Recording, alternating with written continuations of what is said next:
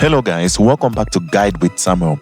Today, I will show you how to create presentations fast with Tome AI on your Windows PC in just a few simple steps.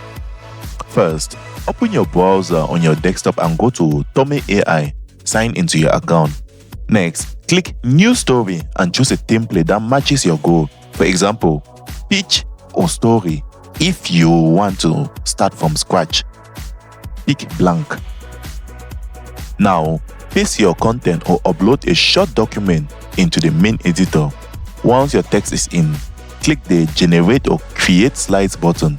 Tome will instantly turn your text into slides with layout and suggested images. After that, scan each slide and edit the headlines. Keep them short and punchy. Use one idea per slide so the AI doesn't overload the design.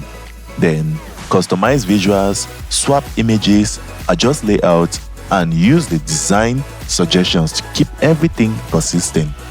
Add speaker notes below each slide if you need prompts for narration.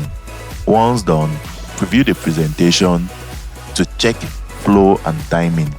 Finally, export your deck to PDF or PowerPoint or copy the shared link to present online.